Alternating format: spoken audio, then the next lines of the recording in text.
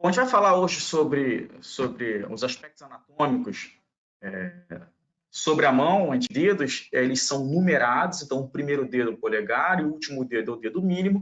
Então, além de nós utilizarmos essas designações, tem alguns termos também que são relacionados. Por exemplo, essa área mais volumosa, entre aspas, mais gordinha, da região do polegar, a gente chama de tenar. Então, é eminência tenar. Esse termo tenar vai estar relacionado a essa área importante próxima ao polegar. Da mesma forma, tem uma outra área, que é uma região hipotenar, que vai estar relacionada a uma área não tão volumosa quanto a região próxima ao polegar, porém, ela tem uma certa elevação em comparação com a parte mediana da mão. Outro aspecto importantíssimo, são os aspectos funcionais. A gente tem uma grande quantidade de movimentos. Então, a mão tem uma grande quantidade de movimentos, e essa movimentação, de certa forma, ela apresenta, por exemplo, uma maior representação no córtex motor cerebral. Então, vocês vão ver mais à frente, vão ver isso provavelmente na porção de neuroanatomia, onde a gente tem uma representação da musculatura no córtex cerebral, a gente percebe que músculos que não têm grande representação, por exemplo, a musculatura abdominal não tem grande representação, porém, quando a gente vai pegar a musculatura da mão, ela é extensamente representada, porque a gente observa o quão delicado é a movimentação utilizada na mão. Quando a gente vai falar sobre os componentes ósseos da mão, esses ossos podem ser divididos em os ossos do carpo, os ossos do metacarpo, as falanges dos dedos. Lembrando só aqui mais à frente que as falanges são subdivididas em falanges proximais, médias e distais. A gente vai ver isso com maior riqueza de detalhes. Bom, vamos começar então falando sobre os ossos do carpo. Os ossos do carpo são esses ossos que, em número de 8, são distribuídos em duas fileiras. Então, nós temos duas fileiras. Essas fileiras, percebam aqui na imagem, eu tenho uma fileira próximo aos ossos do antebraço. Essa fileira é uma fileira proximal, e eu passo a ter aqui uma outra fileira, uma fileira mais distante, que é a fileira distal. Então, nós temos 4 ossos do carpo proximais e 4 ossos do carpo distais. Quando a gente vai avaliar, a gente consegue aqui nessa imagem, me chama a atenção, percebam, aqui é o primeiro dedo, logo aqui é o polegar, estamos aqui então na porção lateral da imagem, aqui no caso a porção medial da imagem. Eu tenho aqui então a fileira proximal, esses 4 ossos, e eu tenho aqui a fileira distal, esses 4 ossos aqui também. Então, é sabido então que eu tenho 4 ossos nessa fileira proximal, eu tenho 4 ossos nessa fileira distal, e sempre vamos colocar de lateral para medial, eu tenho, primeiro, 2 ossos importantes. São ossos, de certa forma, mais avantajados em relação aos outros, que é o escafoide e o semilunar. De antemão, é importante a gente perceber aqui que tanto o escafoide como o semilunar, eles vão estar em íntimo contato com o rádio. Logo, se eu pegar a superfície articular do rádio, eu vou ter uma porção mais lateral, próximo ao processo estiloide, e vai ser uma superfície para o escafoide. No lado medial, uma área articular para a superfície do semilunar, perfeito? Continuando então a fileira, eu tenho o piramidal, e acima do piramidal eu tenho um osso chamado pisiforme, que é um osso característico, é o menor dos ossos do carpo, e ele se articula somente com o piramidal. Reparem que aqui eu tenho o escafoide se articulando com o rádio, se articulando com o semilunar, se articulando com o captato, se articulando com o trapezoide, se articulando com o trapézio. A gente vai ver isso com maior detalhes quando falarmos de articulação. Continuando acima dos ossos do carpo, eu tenho na fileira distal, de lateral para medial, eu tenho trapézio, trapezoide, captato e amato. Quando eu vou falar sobre os ossos do metacarpo, São um total de 5 ossos, eu tenho 5 dedos, na verdade, aquela região que vai unir o punho aos dedos, então a mão propriamente dita vai ser composta por esses ossos do metacarpo. Então eu vou ter, e podem ser divididos ainda em uma base, num corpo e numa cabeça.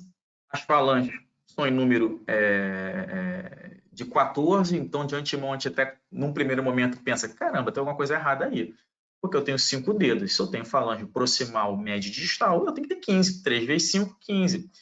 O detalhe que existe aqui é que nós passamos a ter, quando a gente vai falar sobre o primeiro dedo, o dedo polegar, o primeiro quirodátilo, o quirodátilo, reparem, aqui eu tenho o segundo, terceiro, quarto, eu tenho falange distal, média e proximal. No polegar, eu tenho apenas a falange distal e a falange proximal. Percebo que aqui eu tenho um sesamoide, outro osso sesamoide aqui. Aqui eu tenho 2. Então, a gente percebe, de certa forma, esse detalhe para a gente não se enganar quanto a isso. Quanto aos componentes articulares, eu vou tentar ser um pouco mais dinâmico agora, mais rápido. A mão vai ser constituída por inúmeras articulações. Eu vou falar, de certa forma, de uma forma bem dinâmica aqui, para a gente não perder tanto tempo aqui. Uma articulação que é a articulação radiocárpica. Temos ainda as articulações cárpicas, isto é, entre os ossos do carpo, e como isso acontece, e as articulações. Quando eu dividindo as articulações que eu falei para os senhores, eu tenho a articulação radiocárpica, a articulação que existe entre a epífise distal do rádio com o carpo. Quando tem uma articulação onde tem uma grande amplitude de movimento, a gente vai estar diante de uma articulação sinovial. Neste caso, em específico, essa articulação radiocárpica, inúmeros autores falam sobre, dão algumas denominações. Alguns falam que se tratasse de uma articulação sinovial do tipo condilar, porém, de certa forma, a gente acaba aceitando mais, a escola da UF aceita mais a classificação como uma articulação sinovial do tipo elipsoide, porque principalmente relacionado a esses movimentos de adução e abdução. Mais uma vez, estou comentando aqui, é uma articulação. Percebo que nessa imagem, gostaria que vocês percebessem a porção final do rádio, a distal do rádio, e com os 2 ossos que elas estão se articulando. No caso, o escafoide e o semilunar. Lunate é o semilunar. Perfeito? Então, de antemão, uma articulação, percebam, com grande complexidade, essa articulação toda aí, mas o que a gente espera num primeiro momento, sendo apresentado para as articulações da mão, o que a gente precisa num primeiro momento que seja sedimentado conceitualmente. Primeiro, quando eu estiver falando sobre a articulação radiocárpica, primeiro tem essa articulação aqui, que é aquela articulação radio-ulnar distal. Aqui eu tenho, então, a articulação radiocárpica. Percebam que, em algum momento, o porquê que eu não falo que essa articulação é entre a ulna também. Tem um detalhe aí, e esse detalhe a gente vai mostrar aqui agora. Percebam que eu fiz um corte, passei com uma serra, fiz um corte coronal na mão, e nesse plano me chama a atenção aqui algumas coisas. Primeiro, aqui são os ossos do carpo. Percebam que se aqui é lateral, eu tenho escafoide semilunar, que entram em contato com o rádio. Chama a atenção para mim aqui algumas coisas interessantes. Primeiro, repare que eu tenho uma cápsula articular, e isso é fundamental até para a denominação de articulação sinovial. Eu tenho que ter uma cápsula. Então, percebo que eu tenho uma cápsula entre o rádio e os ossos do carpo. Eu tenho ainda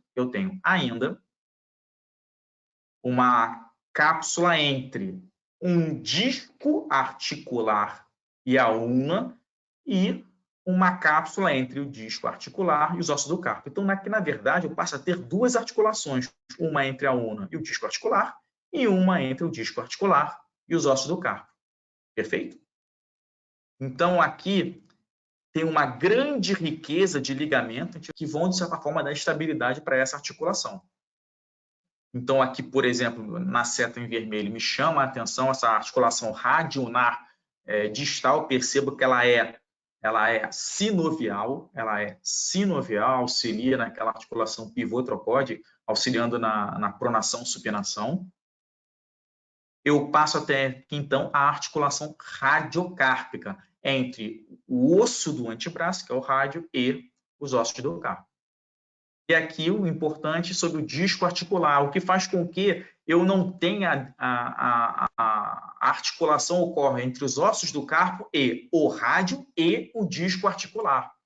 E eu passo a ter, então, uma articulação entre o disco articular e uma articulação com o rádio. Então, a una vai ter 2 pontos de articulação, tanto com o disco articular quanto com o rádio. Aqui só um detalhe de uma imagem, que eu gosto muito dessa imagem, que percebam, aqui eu tenho o rádio, mais uma vez, aqui é irregular, porção posterior, aqui é o tubérculo dorsal do rádio, posterior. Aqui eu tenho o processo estiloide da una, eu tenho aqui o processo estiloide do rádio, aqui eu tenho as superfícies articulares, como essa daqui é a porção mais lateral, aqui é a superfície articular com o escafoide, aqui com o semilunar. Percebam que aqui eu encontro a una, porém, a superfície articular da una, ela vai fazer impressão com o disco articular. Então, na verdade, existe uma articulação entre a una e o disco articular. Posteriormente, vai ser entre o disco articular e os ossos do carpo, mais precisamente o piramidal e o semilunar. Continuando agora, as articulações cárpicas, eu divido essas articulações cárpicas de 2 formas. São articulações intercárpicas, isto é, entre os ossos do carpo, e as articulações mediocárpicas, que a gente vai ver mais à frente o que significa isso.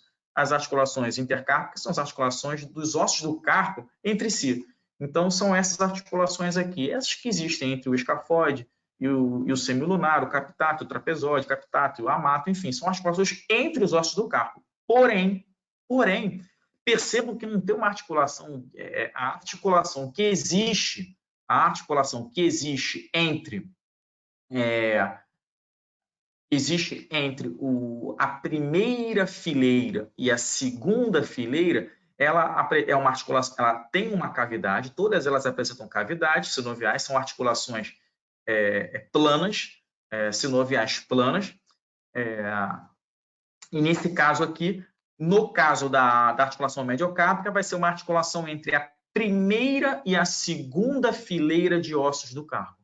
Então, eu tenho aqui essa articulação. Então, no caso, vai estar representado por esse esboço esverdeado aqui, onde eu tenho essa articulação aqui. Essa articulação entre a primeira e a segunda fileira de ossos do carpo, percebo que aqui eu tenho da fileira distal trapézio, trapezóide, capitato e amato, e lá eu tenho escafoide, na fileira proximal eu tenho escafoide semilunar, piramidal e o pisiforme em cima. Muitas vezes o pisiforme não aparece, dependendo da profundidade do corte, do nível do corte.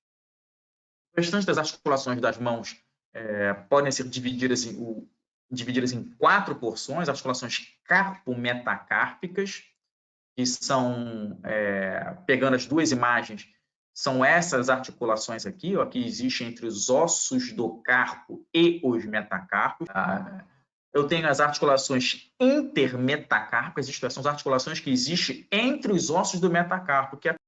Continuando, eu passo a ter as articulações metacarpo-falângicas, que são essas articulações que a gente está vendo aí, elas são elipsoides. Tanto é que eu tenho uma grande mobilidade, são mobilidades relacionadas, são articulações elipsoides condilares.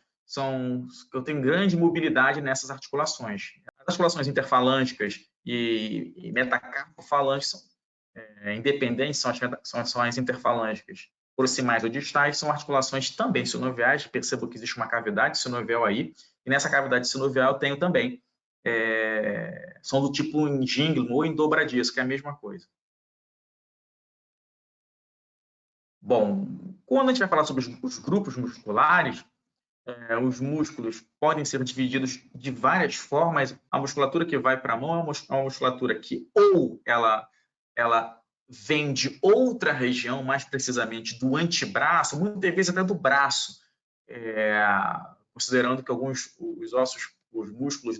muitos músculos do braço, muitos músculos do antebraço vão se fixar nos epicôndios lateral e medial, que é um osso do braço, que é o húmero. Então, são músculos que têm um longo caminho, eles saem muitas vezes do braço ou saem do antebraço e alcançam a mão. Esses músculos são considerados como musculatura extrínseca. Quando a gente vai falar sobre a musculatura intrínseca, e isso sim é alvo do que a gente vai falar aqui agora, são músculos que eles nascem, se originam e se inserem na própria mão. Traçando um paralelo, nasce, cresce e morre na mão. Então, esses músculos podem ser divididos de acordo com aquela região que a gente falou, como a musculatura tenar, uma musculatura hipotenar e uma musculatura da parte média. A gente vai ver, inclusive, que essa parte média acaba se dividindo também. Então, quando a gente vai falar sobre essa musculatura tenar, a gente comenta que são músculos, um número de 4 músculos, que vai estar relacionado ao polegar. Todos eles, inclusive, têm nomes relacionados ao polegar. Eles fazem de acordo com a fixação deles e com a movimentação, nós vamos ter a denominação para esses músculos. Então, mostrando já os 3 primeiros músculos, eu tenho um músculo, que é um músculo flexor curto do polegar, eu tenho ainda um músculo abdutor curto do polegar, e eu tenho ainda o músculo oponente do polegar. Percebo que quando eu falo sobre o músculo flexor, ele vai fazer um movimento de flexão do polegar. É esse movimento de flexão. Quando eu falo sobre a musculatura que vai fazer o abdutor é se afastar. Então, ele se afasta do plano mediano da minha mão. Nesse caso, essa ação aqui é feita pelo abdutor curto do polegar. Ele auxilia na abdução do polegar. Quando eu falo sobre o músculo oponente do polegar, a oponência, que é uma característica específica do ser humano, a oponência do polegar, na verdade, é um conjunto de inúmeras funções que acaba culminando nesse movimento de fazer oponência. Não é nem flexão, não é flexão, não é abdução. Ela é a oponência do polegar. É uma união de inúmeros movimentos que acabam fazendo que o polegar saia de sua posição e faça a oposição. Muitas vezes eu acabo tendo isso também com o dedo mínimo, que eu não vou ter com outros dedos. Por isso que a gente vai ver mais à frente que eu tenho uma oponência, um músculo oponente do dedo mínimo. Perfeito? Se eu pego o meu dedo e abro o meu dedo, eu vou ter que ter uma musculatura que faça com que, uma vez esse polegar nessa posição, ele agora seja colocado. Uma vez que eu fiz a abdução do polegar, eu tenho que ter agora um músculo que faça a adução do polegar. Como eu não tenho nenhum adutor longo ou curto, eu tenho simplesmente um músculo adutor do polegar. Aqui apenas um detalhe, eu vou passar a citar muito isso para, no final, a gente ganhar tempo quando eu falar sobre inervação. Eu não quero perder mais que 3 minutos falando sobre inervação. Toda a musculatura da eminência tenar, ela vai ser, de certa forma, inervada pelo mediano. Então, o músculo abdutor curto do polegar, o flexor curto do polegar, o oponente do polegar. Porém, eu vou ter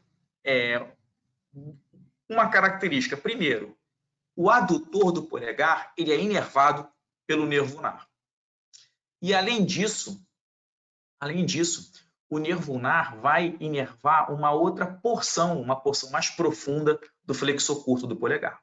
De antemão, eu quero falar para os senhores que o dono da mão, quando eu digo dono entre aspas, é o que vai fazer a inervação motora da musculatura intrínseca da mão, é o nervo ulnar. E nós vamos ter algumas exceções. As exceções são, vocês estão vendo aí agora, abdutor curto do polegar, flexor curto do polegar, a porção superficial, e o oponente do polegar.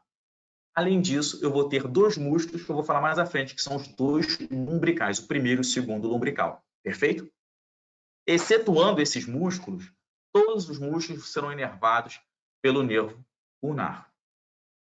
Existem algumas variações sobre, muitas vezes, algum ramo motor do nervo radial, mas isso não é o habitual, não é o usual. O usual é o que eu falei para os senhores agora. O nervo ulnar vai mandar um ramo, esse ramo é um nervo misto, a porção motora, o ramo profundo, é a porção motora, vai fazer a inervação de todos os músculos da mão, exceto o abdutor curto do polegar, flexor curto do polegar e o oponente do polegar. Lembrando que o flexor curto, somente a porção superficial que vai ser inervada pelo mediano. Perfeito? Continuando, então, a musculatura hipotenar, que são 3 músculos, a gente vai ver que tem um asterisco aí, vai ter um asterisco aí, corresponde à musculatura intrínseca relacionada ao dedo mínimo. Aqui a gente já vê muita semelhança. Percebo, nessa primeira imagem aqui, é uma imagem onde eu vejo a superfície palmar, e aqui eu vejo a superfície dorsal, perfeito? Aqui é dorso da mão, uma visão posterior, aqui é uma visão anterior, uma visão palmar. Me chama a atenção o flexor curto do dedo mínimo, ele vai fazer a flexão do dedo mínimo. Eu tenho o abdutor curto do dedo mínimo, o abdutor do dedo mínimo, o flexor curto do dedo mínimo, e eu tenho aqui o oponente do dedo mínimo, perfeito? E o asterisco ele vai estar relacionado a um músculo conhecido como músculo palmar curto, que é um músculo, de certa forma, cutâneo, é um músculo cutâneo que ele vai acabar se inserindo e se originando de uma estrutura que a gente vai ver mais à frente, que é uma porção do palmar longo, e eu tenho aqui uma inserção dele na gordura subcutânea e na pele, e essa inervação da musculatura hipotenar vai ser inervada tanto por ramos, o ramo profundo e superficial. Aqui é apenas um detalhe que a musculatura hipotenar vai ser inervada pelo ramo profundo do nervo ulnar, e somente o músculo palmar curto que vai ter a inervação pelo seu ramo superficial. Musculatura da parte média são músculos que podem ser divididos em músculos lumbricais e músculos interósseos. Lumbricais a gente tem esse aspecto, porque ele tem um aspecto vermiforme, parece verme, parece lombrigas mesmo, e os interósseos, que tem esse nome pelo fato de estarem relacionados, de estarem em íntima relação entre os ossos do metacarpo. A gente vai ver isso mais à frente. Os músculos lumbricais são músculos intimamente relacionados com os tendões do músculo flexor profundo dos dedos. Então, eu tenho aqui uma imagem. Percebo que eu tenho aqui o tendão dos músculos flexores profundo dos dedos. Então, essa musculatura ela vai se originar destes tendões, e após se originar destes tendões, eles vão se inserir na base das falanges proximais dos dedos. Então, além disso, tem a musculatura interóssea, que vai estar intimamente relacionada com os ossos do metacarpo, os ossos do metacarpo. Eles têm uma característica importante, uma vez que os interósseos palmares apresentam, assim como o primeiro e segundo lumbricais, apenas uma pena, então seriam unipenados, e os interósseos dorsais são bipenados. Reparem que ambos os interósseos, tanto dorsais quanto palmares, eles vão se articular, vão se originar na base e corpo dos metacarpos, e a inserção vai estar muito relacionado ao terceiro dedo, porque quando nós estamos o termo abdução e adução na mão, para os dedos da mão, obedece o terceiro dedo, isto é, quando um dedo se afasta do terceiro dedo, eu passo a ter abdução. Quando ele se aproxima do terceiro dedo, eu chamo de adução. Então, se nós considerarmos que os interósseos palmares tracionam os dedos para a proximidade do terceiro dedo, percebam, uma vez que as fibras aqui se encurtam, este dedo, no caso o quinto dedo, vai se aproximar do terceiro dedo. Da mesma forma, eu tenho o quarto dedo, da mesma forma, eu tenho aqui o segundo dedo. Consequentemente, eu posso afirmar que os interósseos palmares vão aproximar os dedos do dedo mediano. Isto é, eu estou diante aqui de dedos da musculatura que faz adução. Em contrapartida, eu passo a ter aqui os interósseos dorsais em número de 4, que vão afastar do eixo mediano. Esse eixo mediano aqui é o terceiro dedo. Então, quando o terceiro dedo também se afasta do plano mediano, ele vai estar afastando, ele vai acabar resultando no afastamento do plano mediano. E o plano mediano, nesse caso, é o terceiro dedo. Com isso, os interósseos dorsais vão realizar abdução dos dedos. Quando nós falamos do sistema arterial, de uma maneira bem mais simples aqui, perceba, eu tenho aqui a artéria radial e a artéria ulnar. O que é importante que eu saiba é que eu vou ter duas redes, dois arcos arteriais, um superficial e um profundo. A gente está percebendo isso aqui. E esses arcos palmares, tanto superficial quanto profundo, eles vão ser constituídos, vão ser formados pelas artérias radial e ulnar. Mas como é que isso funciona?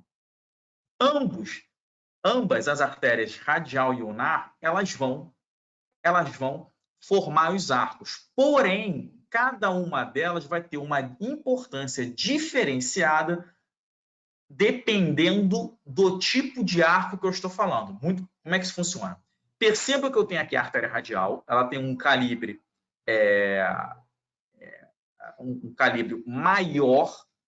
Reparem, ela tem um calibre maior na formação do arco palmar superficial em comparação com a artéria radial. Percebo que a artéria radial ela vem pela profundidade, numa espessura, e manda um ramo menor, um ramo com menor calibre. Então, eu posso afirmar que a artéria radial ela forma o arco palmar profundo e auxilia com um ramo na formação do arco palmar superficial. Da mesma forma, eu posso afirmar que a artéria ulnar forma o arco palmar superficial e emite um ramo profundo menos calibroso para a formação do arco palmar profundo. Perceberam? Vou repetir. Eu tenho, então, aqui as duas artérias, a artéria radial e a artéria ulnar. Ambas vão fazer uma bifurcação, e nessa bifurcação, elas vão mandar um ramo mais calibroso e um ramo menos calibroso. Aqui, no caso, a artéria radial, aqui a artéria ulnar, um ramo mais calibroso e um ramo menos calibroso. O ramo mais calibroso da artéria ulnar vai formar o arco palmar superficial. E o ramo menos calibroso da artéria radial forma o arco palmar superficial. Logo, a gente acaba concluindo que o fluxo sanguíneo do arco palmar superficial é dado principalmente pela artéria ulnar. Em contrapartida, o arco palmar profundo é formado por um ramo mais calibroso da artéria radial e menos calibroso da artéria ulnar. Consequentemente, a gente acredita que a grande maioria das pessoas vai apresentar com maior frequência o arco palmar profundo formado pela artéria radial. Chama a atenção, então, que destes arcos palmares vão sair ramos, artérias interósseas, e essas artérias, eu vou ter o arco palmar superficial vai enviar ramos digitais comuns que, por sua vez, vão se dividir em artérias digitais próprias para cada dedo. Em contrapartida, o arco palmar profundo vai mandar uma artéria metacárpica palmar. A gente tem um detalhe aí que eu vou falar na próxima imagem, mas repetindo, o arco palmar superficial formado principalmente pela artéria ulnar e uma contribuição menos calibrosa da artéria radial, vai enviar a ramos digitais, artérias digitais. Quando essa artéria digital ela vai diretamente somente para um dedo, como por exemplo aqui, e aqui, eu passo a ter uma artéria digital própria, porque ela é própria para esse dedo. Porém, eu muitas vezes, do arco palmar superficial, eu tenho ramos digitais que vão para 2 dedos. Por isso que, neste momento, é chamada de artéria digital comum e, posteriormente, esse comum vai se dividir em 2 artérias digitais próprias. Perfeito? Do arco palmar profundo, eu vou ter artérias metacarpais palmares. Essas artérias metacarpais palmares, elas auxiliam principalmente na irrigação da musculatura, tanto hipotenar como tenar, como a própria musculatura da parte média da mão. Quanto ao componente nervoso, de certa forma, a gente já falou muito sobre isso. Aqui a gente vê formado pelo nervo mediano. O nervo mediano, percebam que ele vai passar por uma estrutura que a gente vai ver, a gente vai comentar isso em outro momento, que ela passa por uma estrutura ligamentar, que é o retináculo dos flexores, então passa por aqui, inclusive local de compressão, enfim, e ela começa a enviar ramos motores, e além de ramos motores, vão mandar ramos sensitivos. Então, o nervo mediano é um nervo misto.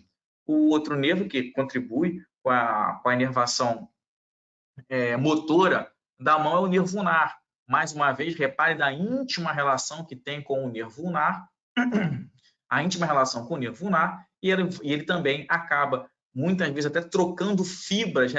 Repare que eu utilizei o termo trocar fibras. Em nenhum momento o nervo ele se anastomose, ele troca fibras. E eles acabam enviando nervos também digitais comuns, digitais próprios, enfim, que vão, de certa forma, auxiliar na articulação sensitiva, que a gente vai ver agora mais à frente. Quanto à inervação sensitiva, percebam que aqui eu tenho a gente vai utilizar como parâmetro, primeiro, a face palmar da mão. Percebam que eu utilizo como parâmetro o quarto dedo. Então, da metade do quarto dedo para em direção medial, eu tenho inervado pelo nervo ulnar. Da metade do quarto dedo para lateral, eu tenho a inervação realizada pelo nervo mediano. Então, reparem que tudo aqui tem essa inervação. Eu tenho parte do dorso do polegar também inervado pelo nervo radial. Então, a palma da mão, de certa forma, não tem grande dificuldade, sabendo sempre que você vai ter que utilizar como parâmetro o quarto dedo. Em contrapartida, quando eu vou para o dorso da mão, percebam que o meu parâmetro agora corresponde ao terceiro dedo. Então, o terceiro dedo da mão, eu passo a ter a inervação pelo nervo radial. Do terceiro dedo da mão para lateral, nervo radial. Terceiro dedo da mão para medial, nervo ulnar. O objetivo aqui agora da gente entender é que o dorso dos dedos, no caso das falanges média e distal, vão apresentar uma inervação que, de certa forma, irá acompanhar a palma das mãos. Então, percebam que aqui eu tenho a inervação da palma da mão realizada pelo nervo ulnar, aqui o dorso também pelo nervo ulnar. Percebam que falange média e falange distal do primeiro, segundo e terceiro dedos são inervados pelo nervo mediano. Da mesma forma, o dorso da falange distal, falange média e distal desses mesmos dedos serão inervados sensitivamente pelo mediano. A exceção será o cuidado que nós temos que ter nessas falanges aqui, que elas vão acabar obedecendo da mesma forma o dorso, a palma da mão. Então, por isso que, de antemão, como é que a gente pode fazer para não dar bobeira quanto a isso? Simples. Quando eu pegar a palma da mão, parâmetro quarto dedo. Do quarto dedo medial, medial, inervação pelunar. Do quarto dedo lateral, mediano. Peguei o dorso da mão. A gente vai fazer a mão e as falanges proximais. Utiliza o terceiro dedo como parâmetro. Do terceiro dedo medial, ulnar. Terceiro dedo lateral, nervo radial. E as falanges média e distal vão obedecer à mesma inervação da palma das mãos. Perfeito? Obrigado, professor.